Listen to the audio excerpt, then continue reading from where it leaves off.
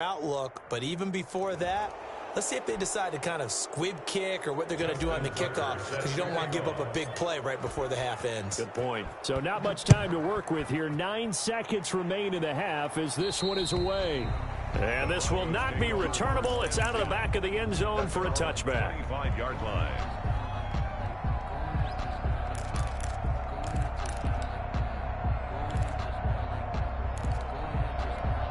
9 seconds to play, likely the final snap of the first half as it's 1st and 10.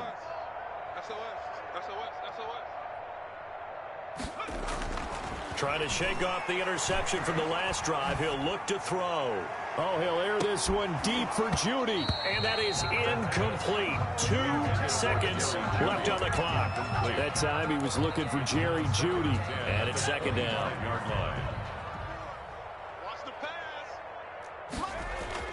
They'll throw now on the final play. Oh, he'll air this one deep for Jeudy. And that's going to be incomplete.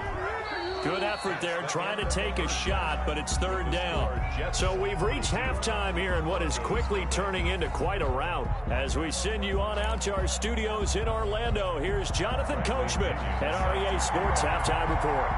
And the Jets set to receive this 3rd quarter kickoff, and they have the lead as well as we are underway in the 2nd half. A very interesting call and one that backfires. I know they're losing, Charles, but boy, to start the 2nd half with the onside kick, risky.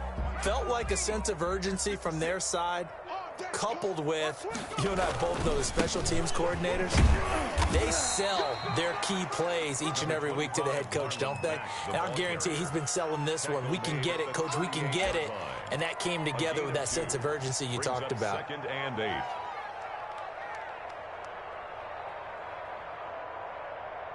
The last run good for 2. Here's 2nd and 8.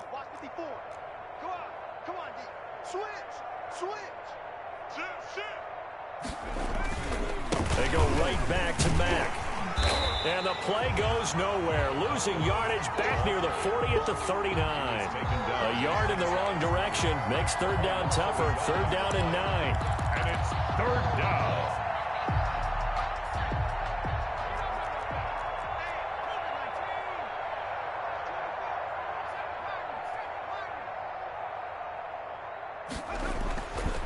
Looking to throw. Coleman. And that will be incomplete. They certainly had good starting field position on that drive, but couldn't do anything with it after 3 plays. Have to admit that that's a disappointing end to excellent field position. When that drive started, they had 6 points that they were thinking about.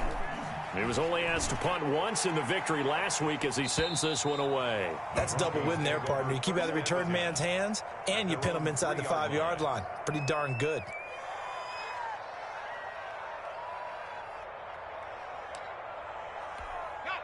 Denver offense at the line, ready to go. And they will start this drive with just terrible field position, backed up inside their own 5. But we have seen teams be bold here and take shots, right? Sometimes you go max protection, make it a 1-receiver route, and take your shot downfield and see what happens. And occasionally, we've seen success occur. The drive starting play, a good one. Give him 19.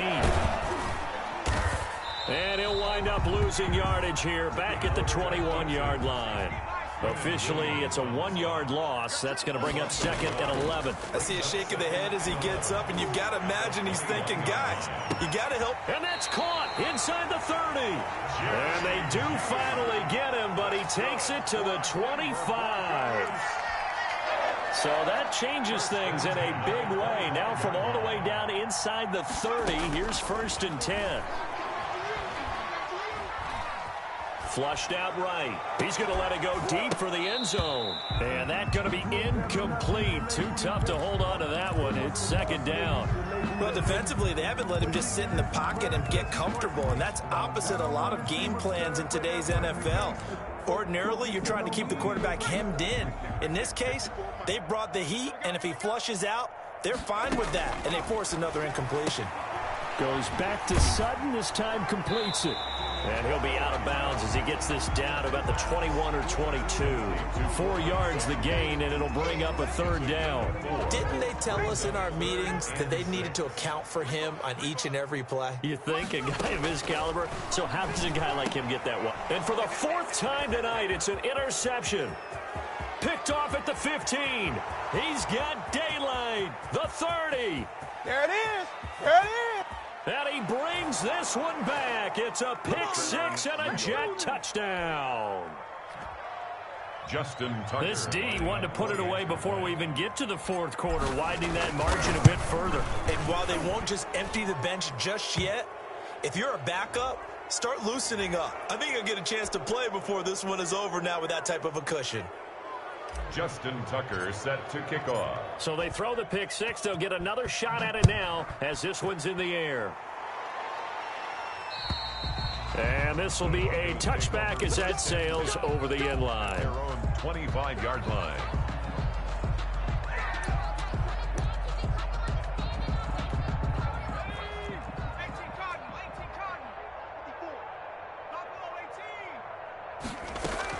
After the pick 6, they go right back to the air.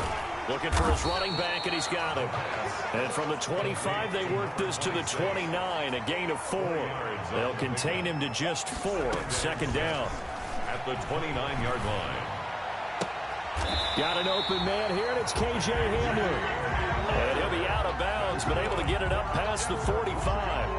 Well, maybe this offense has learned something from watching their counterparts work. I'm wondering if their coaching staff said, let's do what they've been doing the entire game because that's worked well. This offense, they have not looked particularly good all game long, but a nice throw there for a good gain and a 1st down. 2nd and 3.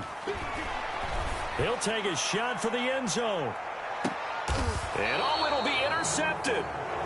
Good positioning, and it's picked off. And a big turnover there as his guys will get the football back. Their own 20-yard line. I'm starting to wonder, Charles, if 5 interceptions, is that the last that we've seen of him? Well, I think that a lot of people hope that's the last they've seen of him in this game, probably including himself. If this were baseball, the manager would have been at the mound already and asked for the ball, and he'd be in there getting a shower. But in football, you might have to go stand on the sideline and watch the rest of it and see if your backup can do any better. The ball carrier. Give him 3 on 1st down. It'll set up a 2nd and 7. Pickup. Brings up 2nd and 7.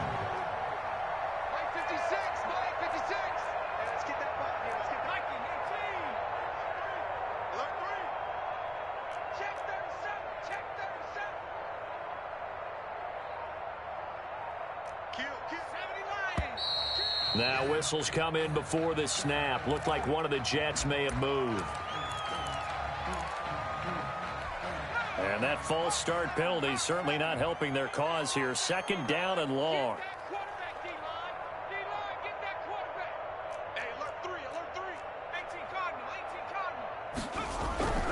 Back to throw. Coleman. That's complete to Disley, the tight end. Coleman's pass. It's a gain of 5 on the play, and they're going to have a 3rd down. Well, they're unable to convert that into much, but it's never a bad idea to try to get the ball into a tight end of his caliber's hands and see what kind of disruption he can cause.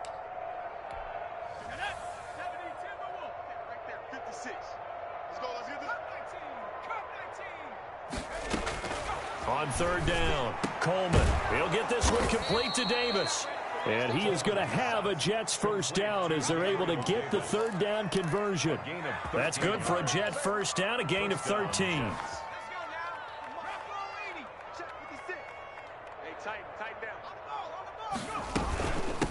From the shotgun now, here's an inside give. And a 5-yard gain gets him to the 42. 5 yards on the carry. Good pickup on 1st down. That's a really nice job by them picking up the run blitz and detecting it and blocking it and turning it into a nice run. And a lot of times you think if you blitz a running play, you're going to smother it.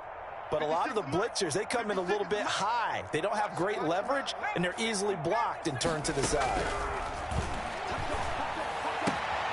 Now this one complete downfield on the left side. And this is going to be another 1st down as they'll make the tackle at the Broncos' 44-yard line. Welcome back now to Denver. And this is a blowout so far as we get set for the fourth quarter. A very one-sided affair. And he goes down, but not before getting this inside the 25. That's good for 21 yards and a first down. At carries like that, that's how they're going to continue to salt this thing away here, Charles, in the fourth quarter. Yeah, how about that? A new set of downs. Clock continues to move. No better way to close out a game than to tap those mastodons you have up front and say, guys, keep pounding them. Let's keep the ball, keep their offense on the sidelines, and let's close this one out. The last run got 3. Now here's 2nd and 7. They'll run it. It's Mack. There he goes left side. And he's in. Touchdown, Jets. Taking it in from the 20. And this Jets offense continues to pour it on. So another score there, and often you talk about the 3 phases of the game. Defense, offense, special teams. It's been a clean sweep in this one, hasn't it? It certainly has. They've been pretty dominant throughout this game. And privately, the head coach will add a 4th phase.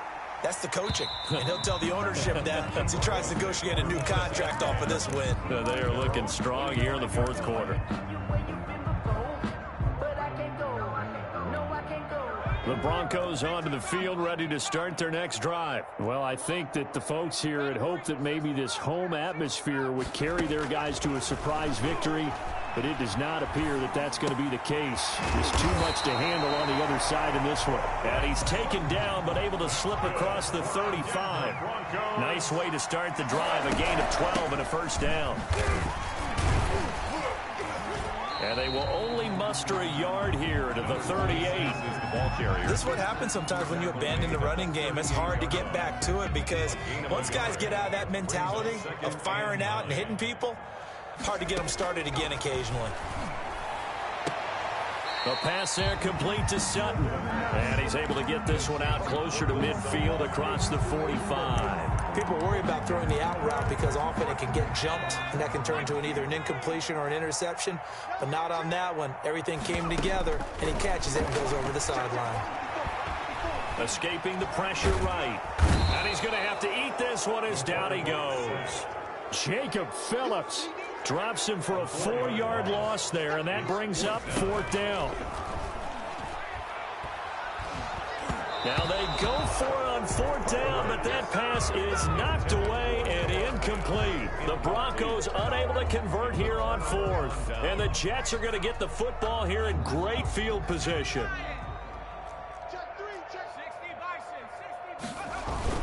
They'll run on 1st down with Marlon Mack. And for one of the first times all night, he is going to go nowhere as they bury him behind the line. 2 yards the loss, 2nd and 12. Coming up on the final 2.5 minutes. And boy, has it been fun to watch this offense operate. Quite the display, and now they look to polish it off. And maybe a measure of revenge there. He's had his way in this one, but this time they get him behind the line. 2 yards the loss there. Now 3rd and 14. The Jets on 3rd down. They've been near perfect. 4 for 5 to this point. This is 3rd and 14. So it's Jets football as we get you reset here. So time to start going in the other direction as they come up now 3rd and long. Looking to throw. Coleman. Got a man. It's Mims. And he will get into the end zone. It's another touchdown. This thing is ugly. They seemingly just continue to score at will. And as great as it's been for the offense, you got to feel for that defense down there. I love how you use the word will, because both teams came into the game with the will to win. But one team has obviously imposed its will on the other and broken them. Because what we're seeing right now, wow, that's a defense that's in tatters after what they faced in this ball game. At their own 25-yard line.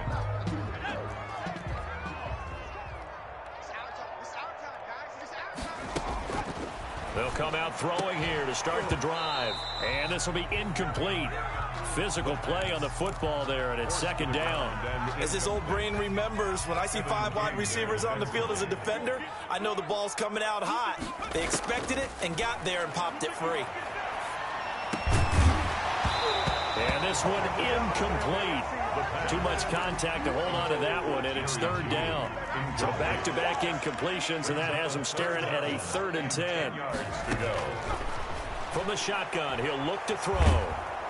And the Jets pressure too much as down he goes. The former 3rd overall pick, Quinnen Williams, there to bring him down. Brings up 4th down.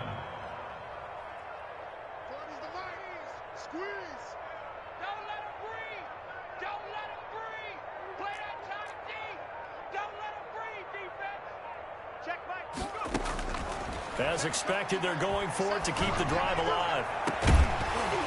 And they will not be able to hook up there. It's incomplete. They had to go for it with such little time remaining. And, boy, possession here turns over with the football already being in the red zone. They'll run on 1st down. Mack, and he is going to be stopped cold behind the line of scrimmage. He'll lose a yard there, and it's 2nd and 11. An interesting and intriguing decision there defensively because they kept extra DBs on the field despite seeing the multiple tight end look that came out for the offense. I thought they were going to switch out of it. I didn't know if they felt they didn't have time or what the case was. Well, in any event, the extra speed allowed for great penetration as they stuffed that one behind the line of scrimmage. And he's going to get it inside the 10 to the 7-yard line. 7-yard line. 9 yards on the pickup there as they'll be left with 3rd and 1. 3rd down. So it's a victory here for the New York Jets. And I tell you what, Charles, this might be about as good as it gets. They were incredible. Yeah, offense was in fine form. The defense threw the shutout at them. I think they worked in concert together. What I like about the offense was they held the ball pretty well. You know, time of possession, exactly what they were looking for in this one. And that helped out their defense. Didn't have to be out there the entire time. So when you do that and you're out there fresh playing, offer a little extra spring in your step, and it showed up in this one. They had a ton of spring in their step. Impressive victory. So for the Jets, they close out this first half at a very solid 6-2. And they'll get a few days to savor this one before they take on the New England Patriots. Meanwhile, for the Broncos, they dipped to 2-5 now with the loss. And they'll try to turn things around next week as they have a matchup in Cincinnati against the Bengals. That'll do it for us. I'm Brandon Gaudin alongside Charles Davis. Thanks to our entire crew as well. We'll talk to you next time. So long, everybody.